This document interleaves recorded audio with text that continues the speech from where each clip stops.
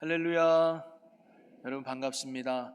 오늘도 하나님을 사모하며 예배에 나오신 여러분 한 분 한 분에게 오늘도 살아계신 하나님의 은혜와 평강이 여러분 모두에게 함께 하시기를 주님의 이름으로 간절히 축원합니다. 우리 옆에 분과 인사 나누겠습니다. 하나님은 당신을 사랑하십니다. 한 번 더 합니다. 옆에 분, 하나님은 당신과 함께 하십니다. 할렐루야. 네. 이 세상에 가장 큰 은혜가 있다면 하나님이 나를 사랑해 주시는 것이고, 이 세상에 가장 큰 축복이 있다면 그 하나님이 나와 함께 하는 것 줄로 믿습니다. 여러분, 하나님의 나라는 죽어서 가는 나라가 아니라 이미 이 땅에서 시작되고 우리가 누리는 생명의 나라인 줄로 믿습니다. 여러분의 신앙생활이 하나님과 동행하며 그분의 은혜 안에서 풍성한 영생을 삶을 살아가는 저와 여러분 모두가 되기를 주님의 이름으로 간절히 축복합니다.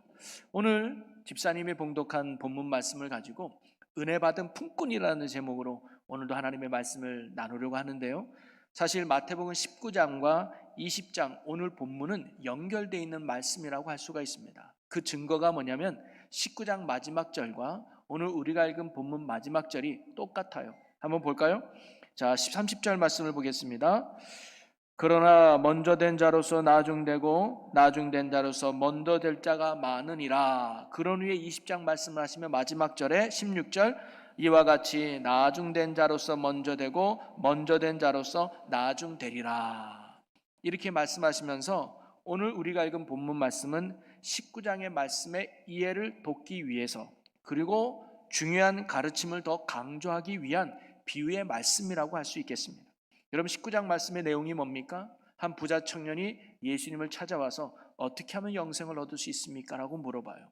여러분, 영생은 하나님의 나라예요. 어떻게 하면 하나님의 나라를 누리며 살아갈 수 있습니까? 어떻게 하면 하나님이 내 아버지가 되고 내 왕이 되고 내 선한 목자가 되어서 복된 삶을 살아갈 수 있습니까? 라고 물어본 거죠. 그랬더니 예수님이 계명을 지켜라라고 처음에 말씀하세요. 그랬더니 이 청년이 저는 어릴 때부터 계명을 잘 지켰습니다. 뭐 또 부족한 게 있습니까? 그랬더니 예수님이 한 가지 부족한 게 있는데 지금 보니까 네 재산이 많구나. 네 재물을 다 팔아서 가난한 자들에게 나눠주고 너는 나를 쫓아자 그래요.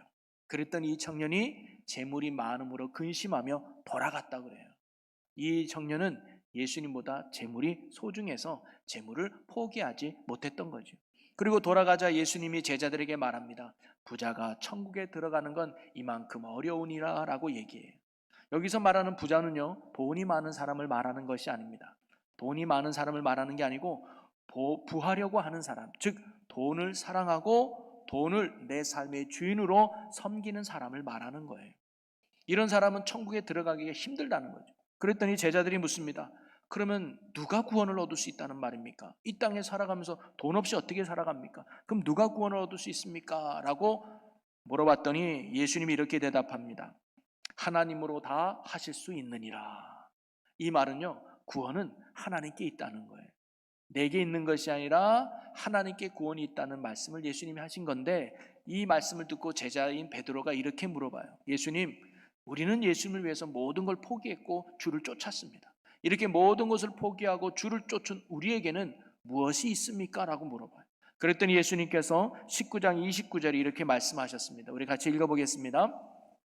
또 내 이름을 위하여 집이나 형제나 자매나 부모나 자식이나 전토를 벌인 자마다 여러 배를 받고 또 영생을 산속하리라.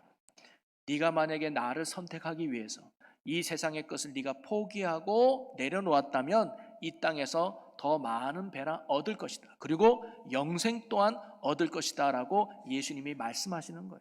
자, 그런 후에 30절 말씀, 바로 결론처럼 그러나 먼저 된 자로서 나중되고 나중된 자로서 먼저 될 자가 많으니라 라는 이 말씀을 예수님이 덧붙인 거예요. 예수님이 이 말씀하신 이유는 뭘까요? 자칫 잘못하면 영생을 얻는 것, 천국을 누리는 것에 대한 오해를 제자들이 할 수 있었기 때문입니다. 뭐냐면 이는 내가 포기했기 때문에, 내가 수고했기 때문에, 내가 나름 열심히 헌신했기 때문에 영생이 내게 주어지는구나, 천국이 내게 주어지는구나 라고 제자들이 잘못 생각할 수 있었기 때문입니다. 그래서 예수님은 이 말씀의 해설과 같은 말씀으로 오늘 비유의 말씀을 하신 거예요. 한마디로 말하면 영생은 은혜로 우리에게 주어지는 것임을 예수님이 제자들에게 다시 한번 강조하고 가르치고 싶었던 거죠. 그래서 1절에 이렇게 말합니다. 천국은 마치 품꾼을 얻어 포도원에 들여보내려고 이른 아침에 나간 집주인과 같으니, 천국은 마치, 즉 하나님의 나라는 어떤 거와 같은 줄 아느냐? 하나님의 나라는 어떤 사람이 누리는 줄 아느냐? 이렇게 말씀하신 거예요. 그래서 천국은 무엇과 같다고 했냐? 이른 아침에 나간 집주인과 같다고 했습니다. 여러분, 이른 아침에 집주인이 나가서 뭘 했어요? 품꾼을 불러 모았잖아요. 바로 품꾼에게 은혜를 베푸는 주인과도 같은 것이 천국임을 예수님이 말씀하고 있는 거예요. 그렇다면 주인은 이 품꾼들에게 어떤 은혜를 베풀었을까요? 그리고 이 품꾼은 주인에게 어떤 은혜를 받았을까요? 여기서 주인은 하나님을 상징하고 품꾼은 오늘날 저와 여러분을 상징합니다. 그리고 한 데나리오는 영생, 구원을 상징할 수 있어요. 자, 그러면 이 품꾼은 어떤 은혜를 주인에게 받았을까요? 그것은 오늘날 영생을 얻기 위해서 하나님이 우리에게 주신 은혜가 무엇인가를 오늘 말씀이 가르쳐 주고 있습니다. 여러분, 오늘 말씀을 나누면서 이 말씀을 전하는 저나 듣는 여러분이 하나님의 크신 은혜 안에서 하나님의 나라를 누리는 영생을 소유하신 자가 되기를 주님의 이름으로 간절히 축원합니다. 자, 오늘 말씀에서 품꾼이 받은 첫 번째 은혜는 뭐냐면요, 먼저 찾아와서 불러주신 은혜였다는 거예요. 자, 오늘 비유에서 주인은 언제 나가서 품꾼을 불렀느냐? 보니까 1절에 이른 아침에 나가고, 3절에는 제3시에 나가고, 5절에는 6시와 9시에 나가고, 6절에는 제11시에 나갔다고 해요. 여러분, 유대인의 시간이 오늘 우리랑은 좀 다릅니다. 유대인은 오전 6시를 1시라고 하고 마지막 오후 6시를 12시로 나눈 거예요. 그래서 오늘 말하는 제3시는 오전 9시를 의미하는 거예요. 그러니까 6시에 나가고 9시에 나가고 낮 12시에 나가고 오후 3시에 나가고 5시에 장터에 나갔다는 거예요. 두세 시간마다 이 주인이 총 5번에 걸쳐서 품꾼을 분으로 나갔다는 거 아니겠습니까? 여러분, 일 없는 사람들이 먼저 이 주인을 찾아와서 제발 우리 좀 써달라요, 써주십시오라고 부탁한 게 아니었다는 거예요. 특별히 오후 5시까지 일자리를 구하지 못한 그 사람들이 포도원 주인을 쫓아가서 우리 좀 제발 써달라고 사정하지 않았다는 거예요. 일자리를 구하지 못하고 있는 그들에게 먼저 이 주인이 찾아가서 그들을 포도원으로 불러 주었다는 것입니다. 그들이 어떤 처지에 있든지 어떤 상황에 있든지 자격이 되는지 안 되는지는 묻지 않았습니다. 그것이 주인에게는 중요하지 않고 일방적으로 그들을 포도원 품꾼으로 불렀다는 거 아니겠습니까? 주인이 찾아와서 불러주지 않았다면 그들은 결코 일자리를 구하지 못했고 한 데나리온을 받지 못했을 거예요. 이것이 주인으로부터 품꾼이 받은 첫 번째 은혜, 나를 먼저 찾아와 불러주었다고 하는 은혜지요. 이것 때문에 이 품꾼들이 한 데나리온을 받을 수 있었던 거예요. 여러분, 오늘 우리가 누리는 천국의 은혜도 마찬가지입니다. 천국은 바로 자격 없는 일꾼들을 일방적으로 불러준 주인과 같이 자격 없는 죄인된 우리를 먼저 찾아와 불러주셔서 우리를 자녀 삼아주시고 천국 백성으로 불러주신 줄로 믿습니다. 성경에도 보면 큰 꿈 없이 그냥 하루하루 물고기 잡으며 의미 없는 인생을 살고 있는 베드로에게 예수님이 먼저 찾아가서 제자로 부르셨습니다. 우상을 만들면서 아이 하나 없이 사람들에게 별 볼 일 없이 평범하게 살아가고 있는 아브라함을 하나님이 먼저 찾아가서 믿음의 조상으로 불렀어요. 시골집 막내 아들로 태어나서 양이나 치며 가족들에게도 별 볼 일 없이 살았던 다윗에게 하나님이 먼저 찾아가서 그를 이스라엘 왕으로 부르신 거 아니겠습니까? 이러한 부르심이 있었기 때문에 그들이 하나님의 나라를 누리며 살아갈 수 있었던 것이죠. 여러분, 하나님 나라의 시작은 바로 하나님의 찾아와서 부르심에서 시작된다는 것을 알아야 합니다. 우리는 이러한 주님의 부르심에 믿음으로 응답하기만 하면 우리에게 하나님의 나라가 시작되고 누리게 될 줄로 믿습니다. 그러게 기독교와 타 종교의 차이 중에 가장 큰 것이 있다면 그게 뭐냐면, 타 종교는요, 신이 인간을 찾아가는 겁니다. 신이 인간을 찾아가는 게 아니라 인간이 신을 찾아가는 거예요. 그래서 나의 노력으로, 나의 수고로, 나의 고행으로, 나의 선행을 통해서 그 높이게 있는 신을 만나려고 하는 거예요. 그래서 신의 도움을, 신의 복을 얻고 싶은 거죠. 그런데 기독교는 절대로 피조물인 인간이 창조주 하나님을 찾을 수도 그리고 만날 수도 없습니다. 이건 레벨이 너무 다른 거예요. 그래서 하나님이 직접 우리에게 자신을 계시해 주셔야만 우리가 하나님을 만날 수 있고 하나님을 알 수도 있는 것이죠. 그래서 기독교를 계시의 종교라고 말합니다. 하나님이 우리에게 계시해 주지 않으면, 하나님이 우리에게 보여주지 않으면 우리는 하나님을 볼 수도 그리고 알 수도 만날 수도 없는 것이죠. 하나님이 먼저 낮고 낮은 이곳에 오셔서 우리를 찾아와 주셨기에 우리가 그 하나님을 알 수도 있고 볼 수도 만날 수도 있는 것입니다. 이것이 성육신입니다. 나를 구원하기 위해 나에게 찾아오신 분이 바로 예수 그리스도이신 것이죠. 이처럼 천국은 자격이 없는, 아무것도 없는 나를 먼저 찾아와서 불러주시는 은혜에서부터 시작되는 게 천국인 줄로 믿으시기를 바랍니다. 오늘 저와 여러분이 구원받은 이유가 바로 여기서부터 시작되는 거예요. 또 하나 이들이 받았던 은혜는 뭐냐면 긍휼하심으로 이들이 구원을 받았다는 거죠. 즉 부르심에는 긍휼하심이 담겨 있습니다. 자, 포도원 주인이 일꾼들을 직접 찾아가서 부른 이유는 무엇이었을까요? 물론 일꾼들을 불러서 일을 시키기 위함이겠죠. 자, 그런데 좀 이상한 것 같습니다. 일만 시킬 것이면 일찍 불러서 오랫동안 일 시키는 게 당연한 거 아니겠습니까? 그런데 5시에 나갔어요. 이 사람은 1시간밖에 일할 수 없어요. 그런데도 그런 사람들까지도 데리고 와서 1시간만 일 시켰다? 그리고 그 사람에게 한 데나리온을 줬다? 이거 어떻게 보면 돈 낭비 아닙니까? 이걸 보면서 우리는 이 포도원 주인의 진짜 관심이 어디 있는가를 알 수가 있습니다. 이 포도원 주인의 관심은요, 포도 농사나 수확에 있었던 것이 아니었습니다. 바로 품꾼, 그들 자체가 관심이었다는 거예요. 주인은 정말로 포도원의 일꾼, 일손이 필요해서 시간마다 나가서 품꾼을 찾은 게 아니었습니다. 그 시간에 나간 이유는 그 시간에도 일자리를 찾지 못하는 그 불쌍한 품꾼들을 돕고자 이 주인이 나갔다는 거예요. 한마디로 주인은 일자리를 구하지 못하는 그들이 불쌍히 여겼기 때문에 그들을 불러서 일꾼 삼아 주었던 겁니다. 오늘 6절 7절에도 이런 말씀이 나와요. 우리 6절 7절을 읽어봅니다. 제 11시에도 나가보니 서 있는 사람이 또 있는지라. 이르되 너희는 어찌하여 종일토록 놀고 여기 서 있느냐? 이르되 우리를 품꾼으로 쓰는 이가 없음이니이다. 이르되 너희도 포도원으로 들어가라 하니라. 여러분, 오늘 주인이요 1시간밖에 일할 수 없는 그 사람마저도 품꾼으로 불러주신 이유가 뭐라고 하는 거예요? 그들이 아무도 써주지 않았기 때문이라고 합니다. 여러분, 그들은 왜 사람들이 써주지 않았을까요? 성경에는 그 이유가 나오지 않습니다. 그러나 우리가 추측해 볼 수 있지 않을까요? 먼저 그들은 늦게 나왔습니다. 아침 6시부터 있었던 사람들이 아니에요. 5시에 가니까 그때 있었습니다. 그들이 왜 늦게 나왔을까요? 물론 예상치 않은 상황이 있을 수도 있을 겁니다. 아니면 그들이 나름 게을렀거나 나태한 사람일 수도 있었습니다. 그러니까 글을 안 썼겠죠.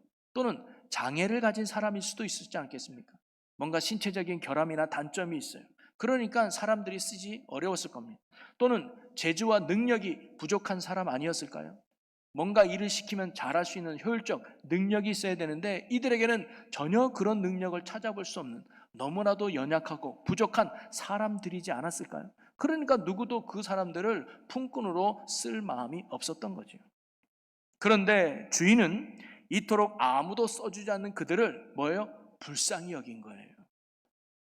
그래서 1시간밖에 남지 않은 그들도 포도원 일꾼으로 부른 거 아니겠습니까?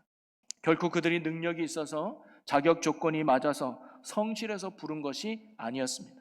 그들은 어떻게 보면 주인에게는 전혀 유익하거나 도움이 되지 않는 사람일 수도 있었을 겁니다. 그럼에도 이 주인은요, 그들을 포도원 품꾼으로 부른 거예요. 그들에게도 동일하게 한 데나리온을 줬던 것이죠. 이는 주인을 위해서 그들을 부른 것이 아니라 품꾼인 그들을 위해서 포도원 일꾼으로 부른 거죠. 한마디로 그 품꾼들을 긍휼히 여긴 그 주인의 은혜가 그들을 한 데나리온 받는 품꾼으로 인도받을 수 있었던 것입니다. 여러분, 우리가 천국을 얻게 된 것도 마찬가지예요. 우리가 주님의 부르심을 받아서 하나님의 거룩한 자녀가 되고 천국을 소유하게 된 것은요, 전적으로 나를 긍휼히 여기시고 불쌍히 여겨주신 하나님의 사랑 때문인 줄로 믿습니다. 우리는 결코 천국 백성이 될 수도 또는 천국을 누릴 자격이 없는 죄인들이었습니다. 눈만 뜨면 세상의 정욕을 따라 빠져서 하나님의 말씀을 따르기보다는 세상의 이익과 나의 정욕을 따라서 어찌 보면 지옥을 향해 달려가는 죄인들이 사실 저와 여러분 아니었습니까? 그래서 로마서 3장 10절에는 기록된 바 의인은 없나니 하나도 없으며, 이 말은 하나님이 보시기에 우리는 다 죄인들이라는 거예요. 우리들끼리는 저 사람은 법 없이 살겠구나라고 깨끗하게 보이지만 하나님의 시선을 보면 우리는 다 냄새나고 추악한 죄인들이라는 거예요. 들키지만 않았을 뿐이지 우리도 남들에게 말하지 못할 얼마나 부끄러움과 죄된 모습들이 사실 많이 있습니까? 우리의 삶에는 선한 것 하나 없는 너무나도 부족하고 연약한 존재들이 사실 여기 있는 저와 여러분들이라고 할 수 있습니다. 그러니 죄인인 우리가 하나님이 보시기에 선한 행위와 노력으로 천국을 얻는다는 것, 하나님과 가까워진다는 것, 하나님과 함께 지낸다는 건요, 불가능하고 있을 수 없는 일이란 말이죠. 이처럼 우리의 힘으로는 구원을 얻을 만한 능력이 전혀 없음을 아셨던 주님이 우리를 불쌍히 여겨서 우리를 직접 구원해 주시기 위해 이 땅에 오셨고 우리를 자녀 삼아 주셨고 우리를 천국으로 불러주신 줄로 믿습니다. 포도원 주인처럼 그들을 그냥 두면 안 두었기 때문에, 그냥 두면 그들은 하루 종일 일도 못하고 쫄딱 굶게 생겨서 그들을 불쌍히 여겨서 품꾼으로 불러주었듯이 우리를 그냥 두면 안 되었기 때문에, 죄인으로 그냥 두면 지옥에 갈 게 뻔했으니, 죄인으로 그냥 두면 고통과 아픔 속에 살아갈 게 뻔했으니까 우리를 불쌍히 여기신 그 주님이 우리를 찾아와 주셨고 우리를 천국으로 불러주신 줄로 믿습니다. 그래서 로마서 5장 8절에 이렇게 기록합니다. 우리가 아직 죄인 되었을 때에 그리스도께서 우리를 위하여 죽으심으로 하나님께서 우리에 대한 자기의 사랑을 확증하셨느니라. 하나님이 우리를 긍휼히 여기시는 것, 하나님이 우리를 사랑하는 거 뭘로 보여졌느냐 보니까 우리가 아직 죄인 되었을 때에 예수님이 죽으셨다는 거예요. 우리가 잘해서 잘할 것 같아서 죽어준 것이 아니라 아직 죄인으로 살고 있을 때, 하나님을 알지 못하고 하나님이 기뻐하는 삶을 살기는커녕 여전히 하나님 앞에 죄를 짓고 살아가고 있을 때 예수님이 우리를 위해서 대신 죽어주셨다는 거예요. 왜? 이렇게 두면 안 되니까. 이렇게 뒀다가는 큰일 나니까 우리를 사랑하사 불쌍히 여기셔서 예수님이 십자가에서 우리의 죄를 대신해서 돌아가 주신 거란 말이죠. 여러분, 오늘 죄인 된 우리가 하나님의 자녀가 된 것, 천국 백성이 된 것, 그리고 하나님과 화목하게 지낼 수 있게 된 것은, 그것은 오로지 나를 불쌍히 여겨주신 주님의 크신 사랑 때문인 줄로 믿습니다. 우리는 이처럼 나를 긍휼히 여겨준 사랑의 은혜로 구원받은 자녀들이라는 거예요. 신앙생활은 바로 이러한 은혜 안에 살아가는 거예요. 맞다고 배경음악까지 나오지 않습니다. 명심하시기를 바라겠습니다. 내가 이러한 주님의 부르심과 긍휼하심 때문에 내가 하나님과 하나가 되고 하나님의 은혜 안에 살아갈 수 있게 된 겁니다. 그러면서 오늘 비유는요, 구원은 전적으로 하나님의 은혜, 약속으로 이루어졌다는 것을 가르쳐 줍니다. 자, 이제 하루가 다 지났습니다. 이제 날이 저물었어요. 결산할 때가 됐습니다. 그랬더니 주인이 나중 온 자부터 계산하는 거예요. 한 달란트 줬습니다. 그리고 처음 온 사람도 한 달란트 주는 거예요. 그러니까 처음 온 사람이 불만이 많습니다. 왜 8시간 일한 사람하고 1시간밖에 일하지 않는 사람을 동등하게 대우해지는가? 어떻게 보면 너무나도 공평하지 못하고 형평성에 어긋난 대우지요. 오늘날 같으면 노동청에 신고할 게 뻔합니다. 그런데 오늘 이 비유의 말씀은 경제윤리를 가르치려고 전한 말씀이 절대 아니라 은혜에 대해서 가르쳐주기 위한 말씀이에요. 즉 천국은 전적으로 하나님의 은혜로 우리에게 주어지는 것임을 예수님이 가르쳐주려고 하셨던 것입니다. 늦게 온 품꾼은요, 1시간밖에 일하지 않았기 때문에 그가 한 데나리온을 받는다는 것은 자격이 되질 않아요. 당연한 게 아니라 이 말이죠. 그런데도 자격이 되지 않고 당연하지 않는 이 한 데나리온을 1시간밖에 일하지 않은 사람에게도 준 이유는 뭘까요? 그게 주인의 뜻이라는 거예요. 그게 주인의 약속 때문이었다. 그래서 불만이 많은 품꾼들에게 주인은 이렇게 말합니다. 우리 13절부터 15절까지를 우리 한 절씩 같이 교독해 보겠습니다. 주인이 그 중에 한 사람에게 대답하여 이르되 친구여 내가 네게 잘못한 것이 없노라. 내가 나와 한 데나리온의 약속을 하지 아니하였느냐? 내 것이나 가지고 가라. 나중은 이 사람에게 너와 같이 주는 것이 내 뜻이니라. 우리 함께 읽습니다. 내 것을 가지고 내 뜻대로 할 것이 아니냐? 내가 선함으로 내가 악하게 보느냐? 한 시간을 일한 사람에게도 한 데나리온을 주는 게 주인의 뜻이라는 거예요. 이거 주인의 마음이라는 거예요. 여러분, 구원은요 전적인 주님의 뜻, 주님의 마음으로 우리에게 주는 것이지 우리가 많이 노력했기 때문에 얻는 게 아니라는 것입니다. 여러분, 오늘도 우리는 같은 구원의 은혜를 받은 자들입니다. 한 시간밖에 일하지 못한 그 사람에게도, 한 데나리온을 받을 자격이 없는 그 사람에게도 이 주인이 한 데나리온을 준 것처럼 우리가 죄인이라 구원받을 아무런 조건과 자격이 없는 자들임에도 불구하고 하나님은 예수 믿는 모든 자들에게 동일한 영생을 약속하셨고 동일한 구원을 약속하셨습니다. 믿는 자는 누구든지 구원을 얻겠다고 예수님이 약속하셨던 거죠. 12시간을 일을 하건 1시간밖에 일하지 않아도 한 데나리온을 받는 것이 천국임을 가르쳐 주신 것입니다. 이것은 천국이 불공정하고 불평등한 곳이라는 뜻이 아니라 결코 우리의 수고나 우리의 노력이나 우리의 애씀의 대가로 얻어지는 것이 천국이 아니라는 것을 가르쳐 주는 거예요. 오직 약속대로, 오직 은혜로, 오직 믿음으로 얻어지는 것이 천국임을 우리에게 가르쳐 주신 것입니다. 주인이 한 데나리온을 주기로 약속했기 때문에 한 데나리온을 받은 것이지 일꾼들이 많은 일을 하고 적게 일하는 것은 결코 기준이 되지 않는다는 거죠. 그러다 보니 혹 이렇게 말하는 분들이 계실 줄 모르겠습니다.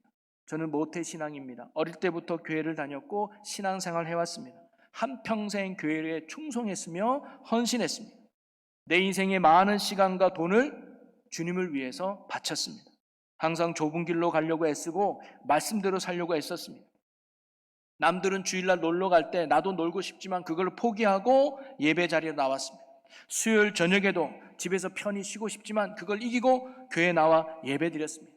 바쁜 시간을 쪼개서 없는 돈을 쪼개서 교회 봉사하는 일에 섬기는 일에 열심히 애썼습니다. 그런 내가 더 얻어지는 게 없습니까? 오히려 교회 안 다니는 사람이 더 잘 살고 신앙생활을 더 열심히 하는 사람이 나보다 출세하는 것을 보면 때론 억울한 마음도 드는 것 같습니다 라고 하나님을 향해서 불평하고 때로는 원망하는 모습은 혹시 없습니까? 혹시 그런 분들이 계시다면 그런 분들이 바로 오늘 말씀에 나오는 일찍 온 품꾼들과 같은 존재라는 거죠. 자칫 내가 수고한 대로 내가 노력한 만큼 나에게 영생이 주어지고 하나님의 나라가 주어진다고 착각하고 있는 거죠. 내가 노력한 대로 하나님이 내게 은혜 주실 거야. 내가 수고한 대로 하나님이 나를 구원해 주실 거야. 여전히 내 행위에 가치를 두고 사는 어리석은 신앙인이 될 수 있다는 거예요. 여러분, 우리가 주님께 헌신하는 것은 은혜의 결과이지 은혜의 조건이 아니라는 사실입니다. 그러기에 우리가 신앙생활하면서 정말로 중요한 것은 뭐냐면 내가 얼마나 오랫동안 그리고 얼마나 수고하고 열심히 일했느냐가 중요한 것이 아니라 내가 얼마나 하나님의 크신 은혜를 깨닫고 있는가, 내가 얼마나 크신 은혜 안에 살고 있는가, 그것을 아는 것이 정말로 중요합니다. 왜냐하면 은혜를 아는 자가 주님을 위해서 온전히 헌신하며 살아갈 수 있기 때문입니다. 여러분, 삭개오가요 돈밖에 몰랐던 사람입니다. 사람들에게 손가락질 당하고 무시당하며 외면당했던 게 삭개오입니다. 그랬던 그가 예수님을 만나자마자 놀랍도록 변화됐잖아요. 자기의 재산의 절반을 딱 떼어서 가난한 자들에게 나눠준다고 하고 또 누구의 것을 도둑질했다면 4배나 갚겠다고 하는 인생의 변화가 삭개오에게 임했습니다. 어떻게 삭개오에게 이런 하나님의 나라가 임할 수 있었을까요? 어떻게 삭개오가 주님을 위해서 이렇게 헌신적인 삶으로 바뀔 수 있었을까요? 이유는 하나입니다. 나를 찾아와 주시고 나를 만나 주신 예수님의 은혜 때문이었습니다. 한번 그때를 생각해 봅시다. 삭개오가요 예수님이 자기 마을에 온다는 소식을 들었습니다. 자기도 예수님이 너무 보고 싶었을 거예요. 근데 사람들이 키가 작은 삭개오를 양보해 주지 않는 거예요. 그래서 마침 나무가 있어서 삭개오가 체면불구하고 나무 위로 올라갔습니다. 나도 한번 예수님 봐야지. 하나님의 아들인 예수님 나도 봐야지. 자, 그런데 보세요. 예수님이 그 마을을 지나갈 때 얼마나 많은 사람들이 예수님을 구경하고 싶어서 모였겠습니까? 그런데 예수님은 한 사람 앞에 쓴 겁니다. 그게 누구냐? 삭개오 앞에 쓴 거예요. 갑자기 삭개오 앞을 지나가다 예수님이 발걸음을 멈춥니다. 그리고는 고개를 들어 나무 위에 있는 삭개오를 쳐다보는. 삭개오는 깜짝 놀라죠. 그러면서 예수님이 지긋한 미소를 지면서 삭개오야, 네가 나를 보고 싶어서 그 힘들게 나무 위에 올라갔구나. 많이 불편하지? 얼른 내려와. 빨리 내려와. 괜찮아, 삭개오야. 그리고 내가 오늘 좀 피곤한데 너희 집에서 내가 좀 쉬어서 너와 함께 지내고 싶구나. 여러분, 이 말을 들은 삭개오의 마음이 어떨 것 같습니까? 귀찮아 죽겠네. 예수님 모시려고 하면 방 청소도 해야 되는데 내가 청소도 안 했는데 내가 저 예수님 아니요? 아마 삭개오는 큰 감동을 받았을 거예요. 아니, 다른 사람들은 내 이름 부르기도 싫어하는데 나는 저 예수님께 내 이름을 가르쳐 준 적도 없는데 내가 뭐라고 나의 이름을 저렇게 불러줄까? 내가 뭐라고 예수님이 우리 집에 찾아온다고 하실까? 다른 사람들은 나를 거부하고 다 나를 멀리하는데 만왕의 왕이신 예수가, 하나님의 아들인 예수가 내가 뭐라고 나를 이렇게 불러주고 나를 맞아주었을까? 이 주님의 은혜에 삭개오가 녹아진 거죠. 그래서 그 삶이 변할 수밖에 없었던 거예요. 여러분, 신앙의 순서는 이겁니다. 헌신했기 때문에 은혜 받는 게 아니라 은혜를 알기 때문에 헌신하는 거예요. 결코 헌신은 구원의 조건이 아닙니다. 구원의 결과가 되는 것이죠. 그러니 여러분, 저와 여러분이요, 주님을 위해서 무엇을 하기 이전에 주님께 내가 얼마나 큰 사랑을 받고 얼마나 큰 은혜를 받는 자인지를 깨닫는 은혜가 먼저 있었으면 좋겠습니다. 그걸 알아가는 것이 신앙생활입니다. 내가 얼마나 많은 일을 했느냐, 업적을 쌓는 게 신앙생활이 아니라 주님이 나를 얼마나 사랑하고 계신가, 주님이 나에게 얼마나 큰 은혜를 베풀었는가, 그것을 깨달아가고 알아가는 것이 신앙생활입니다. 그럴 때 우리의 삶이 주님이 원하는 삶으로 살게 될 줄로 믿습니다. 말씀을 정리하겠습니다. 오늘 예수님은요, 품꾼의 비유를 하셨습니다. 이 비유의 핵심은 너희 천국 누리고 싶지? 영생 누리고 싶지? 하나님의 은혜가 나의 은혜가 되고 하나님의 지혜가 나의 지혜가 되고 하나님의 능력 안에서 살아가는 참된 평강과 천국을 누리고 살고 싶지? 네, 살고 싶어요. 근데 그 비결이 은혜에 있다는 것.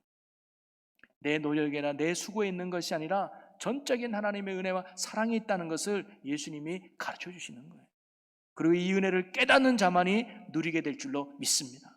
여러분, 오늘 하나님의 부르심의 은혜로 저와 여러분이 구원받음을 믿으시기를 바랍니다.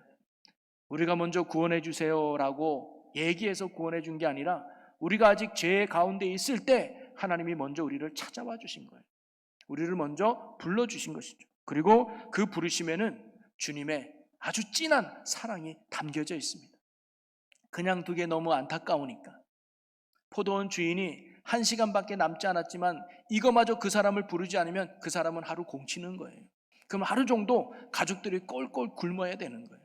그 모습을 이 주인이 두고 볼 수 없어서 그 품권을 1시간밖에 남지 않았지만 부른 것처럼 오늘 저와 여러분, 그냥 두면 안 되니까, 그냥 두면 지옥 가니까 하나님이 우리를 일찍이 찾아오셔서 불러주셔서 우리를 구원해 주신 줄로 믿습니다. 그 사랑으로 구원받은 게 바로 저와 여러분들이라는. 그래서 천국은 우리의 수고나 공로로 얻어지는 것이 아니라 일방적인 하나님의 약속과 은혜로 얻어진 것입니다. 한평생 일찍 예수 믿어 열심히 산 사람도 구원을 얻는 것이고, 죽기 직전에 한평생 죄악 가운데 살다가 죽기 직전에 예수는 믿는 사람도 구원 얻는 거예요. 구원은 결코 우리의 노력과 수고가 아닌 하나님의 약속과 은혜로 얻어지는 것이기 때문입니다. 그렇기 때문에 전도하다 보면 어떤 분들이 이렇게 말하는 분도 있어요. 뭐하러 예수 일찍 믿나? 어차피 예수 믿으면 구원받는데 평생 내가 하고 싶은 대로 하다가 죽기 일주일 전에 딱 믿으면 되지. 여러분, 그렇게 생각하는 분 안 계십니까? 근데 두 가지 때문에. 첫째, 내가 언제 죽을지 몰라요. 여러분, 내가 죽은 게 날짜가 딱 정해져 있으면 그렇게 살아도 괜찮습니다. 왜? 믿음으로 구원받으니까. 근데 내가 언제 심판받고 언제 죽을지 모르기 때문에 우리는 기회가 있을 때 믿어야 되는 거예요. 그리고 또 하나는 믿음의 삶이 그렇게 힘든 게 아니라 축복의 삶이 되기 때문입니다. 여러분, 예수를 먼저 믿어서 억울한 분 계십니까? 내가 왜 예수를 일찍 믿어가지고 이렇게 고생하나? 아니요. 그것은 천국을 몰라도 너무 몰라서 하는 말이죠. 천국은 이 땅에서 이미 시작된 하나님의 나라인 줄로 믿습니다. 우리가 예수를 그리스도로 믿는 날부터 우리는 하나님의 자녀로 신분이 바뀝니다. 소속이 달라지는 거예요. 그래서 이제는 내 힘으로 사는 가 아니라 하나님의 힘으로, 내 지식으로 사는 게 아니라 하나님의 지식으로, 내 능력으로 사는 것이 아니라 하나님의 능력으로 살아가는 하나님의 나라를 누리는 삶을 살게 될 줄로 믿습니다. 이 하나님의 나라를 누리며 살아갈 때 예수 믿는 신앙생활이 정말로 신나고 재밌는 거죠. 그러니 여러분, 우리가 혹시 오전 6시나 또는 9시에 이른 시간에 초청이 되었다면 오히려 그것은 더욱 감사한 이유가 되지 않겠습니까? 아이고, 내가 어릴 때부터 예수 믿어서 잘했지. 그래, 내가 모태신앙인 게 너무 좋지. 일찍 믿어서 찝찝한 게 아니라 오히려 일찍 믿은 게 감사할 수 있는 게 참 멋진 신앙 아니겠습니까? 천국의 기쁨을 누리며 주님의 나라를 위해서, 하나님을 위해서 더욱 쓰임받을 수 있다는 것, 그것이 구원받은 성도의 큰 기쁨이 아니겠습니까? 여러분, 천국을 누리지 못하면 신앙생활은요 굉장히 불편하고 힘든 일일 수 있습니다. 그러나 천국을 누린다면 신앙생활만큼 큰 기쁨이 되고 은혜가 되는 거 없는 것이죠. 하나님이 나를 일찍 불러주시고 건강할 때 부르시고 일할 수 있을 때 부르셔서 사랑하는 주님과 함께하고 이 땅에서 천국을 누리며 주님을 위해서 조금이나마 쓰임받고 섬길 수 있다는 것에 감사함을 우리가 살아간다면 그러한 삶이 진정 하나님이 원하는 천국 백성의 삶인 줄로 믿습니다. 먼저 믿는 것이 중요한 것이 아닙니다. 신앙은 시작이 중요한 것이 아니라 끝이 중요합니다. 그리고 신앙은 언제나 지금 변함없는 믿음으로 살아가는 것이라는 거죠.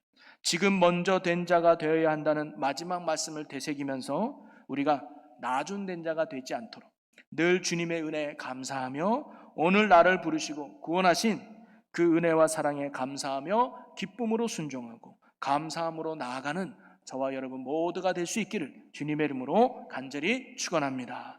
우리 함께 기도하겠습니다. 오늘 말씀을 붙들고 결단하면서 하나님, 우리가 나중된 자와 같이 되지 않도록 오늘도 늘 구원의 은혜를 확신하며 구원의 은혜에 감사하며 변함없는 믿음으로 늘 살아가는 자 되게 하여 주시옵소서라고 우리 다 같이 주여 한번 외치고 함께 통성으로 기도합니다. 주여! 살아계신 하나님, 우리가 이 땅에서 진정한 하나님의 나라를 누리는 오늘의 믿음으로 사는 자가 되게 하여 주시옵소서. 먼저 믿는 것이 중요한 게 아니라 나중된 자가 되지 않도록 항상 먼저 된 자로서의 살아가는 믿음의 신앙이 되게 하여 주시옵소서. 주의 은혜에 감사하며 긍휼히 여겨주신 사랑에 감사하며 날마다 구원의 기쁨을 가지고 주님 앞에 순종하며 감사함으로 나가는 변치 않는 믿음으로 살아가는 자들 되게 하여 주시옵소서. 구원에 주신 은혜에 감사하며 변함없이 주님을 사랑하며 나아가는 우리의 믿음의 삶 되게 하여 주시옵소서. 그리하여 아버지 매일매일 하나님의 나라를 누리며 영생을 누리며 살아가는 천국 백성 되게 하여 주옵소서. 이끄시 주님 감사합니다. 주님 주관하시고 인도하여 주시옵소서. 아멘 아멘. 감사합니다. 할렐루야. 사랑 은혜가 풍성하신 아버지 하나님, 우리가 구원받지 못해 사망으로 향해 달려가는 죄인들이었지만 우리에게 사랑으로 찾아오셔서 우리를 천국으로 부르신 주님의 은혜에 감사를 드립니다. 오늘도 우리가 주님의 그 사랑하심과 은혜에 감사하며 기쁨으로 믿음의 길을 걸어가며 주님의 사명을 잘 감당하는 저희들이 되게 하여 주시옵소서. 주를 위해 수고한 만큼 얻어지는 것이 없다고 투덜대고 원망하는 나동된 자와 같이 되지 말게 하시고 나를 부르시고 하나님 나라에 조금이나마 쓰임받을 수 있다는 것에 언제나 감사하며 사는 저희들이 되게 해 주시옵소서. 그리하여 언제나 처음 된 자처럼 겸손함과 감사함과 변하지 않는 신실한 믿음으로 날마다 주님을 따르는 신실한 주의 자녀들 되게 하여 주시옵소서. 우리 영원한 소망과 능력이 되시는 우리 주 예수 그리스도의 이름으로 기도합나이다. 아멘.